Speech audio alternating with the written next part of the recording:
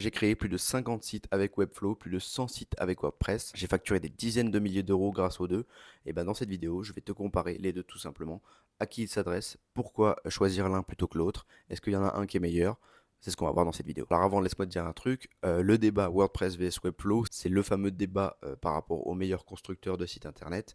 Sauf que ça n'a pas vraiment de sens parce que ça va vraiment dépendre de ce dont tu as besoin en tant que personne. Ça va dépendre vraiment de quel site tu as besoin. Et donc, ce qui est le plus important de se poser comme question, c'est pas lequel est le meilleur, c'est qu'est-ce que tu veux faire toi avec ton site. Parce que selon ce que tu vas vouloir faire, on va parler des vrais avantages, des vrais inconvénients de chacun et pourquoi ça pourrait être pertinent de choisir Webflow plutôt que WordPress ou l'inverse. Parce que spoiler alerte, les deux sont excellents, mais ça va convenir à des profils différents à chaque fois. Dans un premier temps, on va parler de Webflow. Webflow, l'argument ultime, ça va être le confort en fait. T'as zéro prise de tête, c'est le plus gros avantage de Webflow. T'as pas à t'occuper de la sécurité, il y a Webflow qui s'en occupe. T'as pas à t'occuper de la mise en jour de plugins par exemple. Ça c'est Webflow, il n'y a pas de ces trucs là en fait. T'as pas à t'occuper de la mise à jour de version de langage de programmation, donc PHP en l'occurrence, pour WordPress. Ça autoscale tout seul, donc c'est-à-dire que par exemple si tu fais un gros lancement et que demain tu as énormément de personnes qui vont venir sur ton site, et ça va automatiquement autoscaler, t'as pas à t'occuper de ça. Il y a Webflow qui va gérer. L'hébergement c'est inclus, t'as pas à gérer tout ça, t'as pas à gérer la partie optimisation HTML, CSS, JavaScript, le CDN, il y a plein de trucs qui sont déjà gérés automatiquement par Webflow. Également tu peux très facilement du coup modifier un site de staging et ensuite le publier en tant que production. Ça c'est vraiment top pour le coup. Ça t'évite de faire des bêtises. Lorsque tu fais une modif, tu le fais d'abord sur le site de développement. Tu checkes que tout est ok. Si c'est le cas, tu as juste à cliquer sur la petite coche pour mettre en production et c'est fait. Tu as les deux sites qui sont modifiables en parallèle. T'as le site en production, t'as le site en staging, tu choisis sur lequel tu veux publier. Franchement, c'est vraiment très bien fait. Donc concrètement, tu crées ton site avec un éditeur visuel qui marche, tu publies, c'est fini. Voilà. Tu dors sur tes deux oreilles en gros. Il n'y a pas de plugin qui pète, il n'y a pas un problème de sécurité, une mise à jour à faire, un truc obsolète. Donc c'est le top pour quelqu'un qui veut un site qui marche, point barre. Il n'a pas à s'occuper de la technique, outre mesure. Pour un entrepreneur qui se lance, qui veut un one page facile sans se prendre trop la tête au niveau de la technique, c'est le top du top. Ou même par exemple pour une agence qui veut livrer des sites sans grosse maintenance lourde derrière, c'est vraiment super intéressant aussi. Maintenant, on va parler des problématiques de Webflow. Dans un premier temps, c'est assez cher quand même.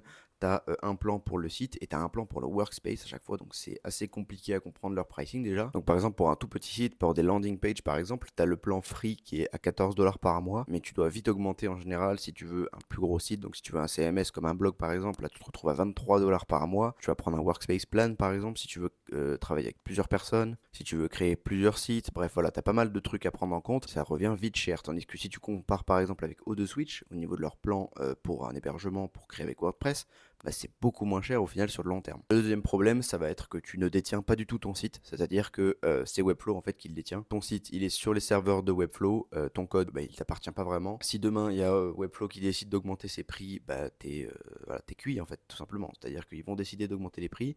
Toi, du coup, tu es obligé de te plier à leurs exigences. Si Webflow fait faillite un jour parce que ça reste une entreprise, ça peut arriver, et c'est pareil, ton site tu le perds. Tu peux pas vraiment migrer en fait vers un autre hébergeur comme sur WordPress, faut que tu refasses le site en entier tout simplement. Donc voilà, il y a quand même pas mal de choses à prendre en compte comme ça. Et aussi leur modulabilité est assez limitée, je trouve. Webflow c'est intéressant pour du design, c'est même assez puissant pour créer des animations, tout ça, c'est vraiment cool. Par contre, si tu veux faire des trucs vraiment custom et tout, là ça commence vite à être problématique. Alors t'as quand même des librairies qui te permettent de faire des trucs cool comme FinSuite par exemple, mais il y a quand même des limites assez rapides parce que tout simplement tu peux pas coder toi-même en fait. Et aussi si tu veux récupérer ton site, je trouve que l'export du code est pas ouf. Il est mal géré sur Webflow, je trouve. La troisième chose, ça va être l'e-commerce et le membership. Ça, c'est le gros point faible pour Webflow. L'e-commerce sur Webflow, en gros, c'est pas dingue. Ça marche pour vendre 10, 20 produits simples, tu vois, assez basiques. Mais si tu veux un vrai shop avec une logique assez complexe, tu vas galérer en fait. Ça peut juste te faire perdre du temps plus qu'autre chose. Et maintenant aussi, le problème, ça va être le membership. Alors avant, ils avaient leur membership intégré, leur système de membership d'espace membre,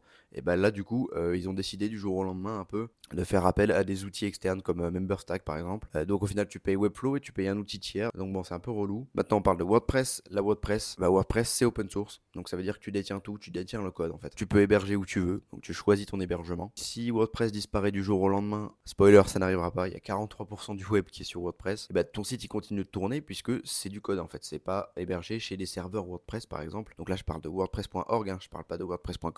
Autre chose aussi, c'est gratuit. Le cœur WordPress, c'est gratuit. Donc c'est-à-dire que tu télécharges WordPress, tu l'installes sur ton hébergement, C'est gratuit. Factuellement, tu as juste à payer ton hébergement, mais tu peux concrètement ne rien payer en fait. Si tu payes aucun plugin, aucun thème, tu as juste à payer ton hébergement et c'est tout. La deuxième chose, ça va être que c'est ultra modulable. Tu peux presque tout faire en vrai sur WordPress. Tu veux faire un site vitrine sans problème. Tu veux faire un e-commerce avec des milliers de produits, pas de problème non plus. Tu peux utiliser WooCommerce, tu peux utiliser quelques add-ons si tu veux des trucs un peu complexes.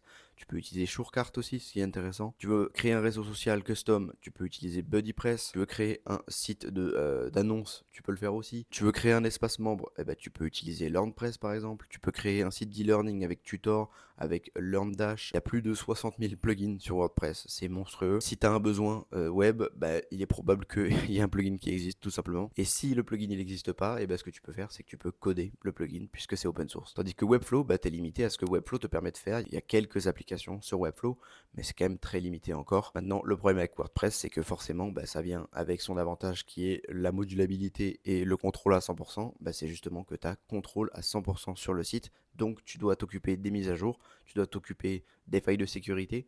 Tu peux te faire hacker ton site. Il faut bien vérifier la compatibilité des versions PHP avec les plugins que tu utilises. Supposons que tu fais une mise à jour d'un plugin qui n'est pas compatible avec la nouvelle version de PHP et bah, que tu n'aies pas fait de backup avant, bah, ton site peut péter. Donc ça demande soit de savoir faire les maintenances ou du moins d'apprendre, ou ça demande alors de payer quelqu'un pour gérer la maintenance. Donc en général, entre 50 et 200 euros par mois, ça peut être plus, ça peut être moins, ça va dépendre de tes besoins. Voilà, l'avantage avec Webflow donc, c'est que tu gères rien de tout ça. Donc ça te fait gagner beaucoup de charge mentale, mais tu payes ce confort et cette liberté sur le long terme parce que bah, tu peux faire beaucoup moins de choses sur Webflow et tu payes aussi parce que c'est plus cher. Alors maintenant, pour qui c'est adapté, pour qui l'un est adapté et pas l'autre, Webflow c'est pertinent pour toi si tu es entrepreneur, créateur de contenu par exemple et que tu veux un site sans trop te prendre la tête. Si tu as un budget assez confortable et que tu valorises plus ton temps que l'argent que tu vas économiser. Si tu veux un site vitrine, un site portfolio par exemple, ça c'est très intéressant aussi. Si tu es designer et que tu veux vraiment un truc qui est pixel perfect, ça peut aussi être très pertinent. Si tu veux lancer vite, si tu veux avoir zéro maintenance à gérer, voilà, ça peut vraiment être très pertinent pour toi, un Webflow. Donc je te prends quelques exemples. Tu es une agence ultra créative qui veut un portfolio très stylé avec des animations un peu cool,